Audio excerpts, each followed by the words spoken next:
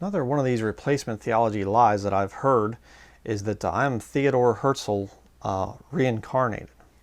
Now, there's a lot of accusations and things out there against me. I'm a crypto Jew and all these other things, and I mean, people trying to say that I look Jewish, and I've had that thing put on me for many, many years. But I mean, it's just absolutely ridiculous and without any kind of proof. I mean, you can plainly see that Grandpa Herzl, Theodor Herzl, he didn't have glasses. I wear glasses. He didn't live in the state of Maine. I live in the state of Maine. I mean, there are tons of differences between what he was trying to do and between what I'm trying to do. Of course, I'm just joking. A little sarcasm here, a little sarcastic humor. I'm sure the replacement theology Nazis that are out there are probably just doing cartwheels and foaming at the mouth and falling on the floor and going into convulsions and stuff. He admitted to being a Jew, or something like this. It's ridiculous. I did find one thing interesting. I don't think that Theodor Herzl was a saved man, but I don't know for sure. I haven't really studied the guy's life extensively, but he was the one, if you don't know, Theodor Herzl was one of the ones that said that the Jews need to go back to their homeland. So in the early 1900s, he was approaching different governments and saying, he was kind of the founder of the modern Zionist movement and saying we need to get the Jews back to the nation of Israel. That's where we belong. That's where we're supposed to be.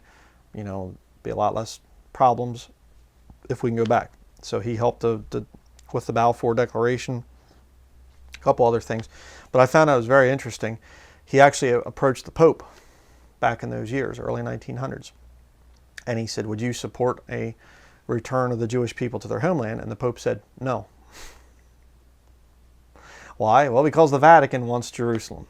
That's the city of the great king, and so the Pope, thinking that he's the vicarious filii Dei, the substitute for God, essentially, that he is the substitute for Jesus Christ, he wants to rule and reign from Jerusalem. And so that's why they wouldn't support Theodor Herzl. But just kind of an interesting little statistic there. But I'm not Jewish, okay, to everybody out there that gets all excited about that stuff. My grandfather on my mother's side was named Bernard Fry, and my paternal grandfather was Milton Denlinger. He was an artist, and he was also an engraver, and he made jewelry and things like that down in Lancaster County. They both lived and died in Lancaster County. That's it. So sorry, I'm not actually related to Theodor Herzl.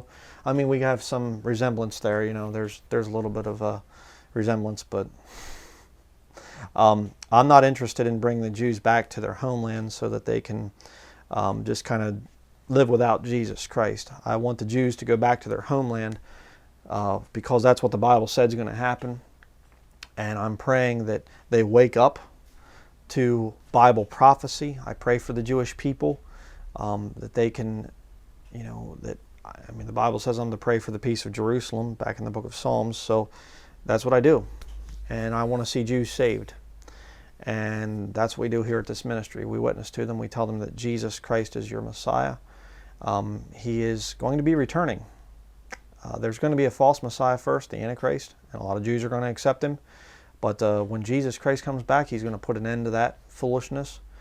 And he will rule and reign for the 1,000-year kingdom on earth from Jerusalem. And it's going to be a good time.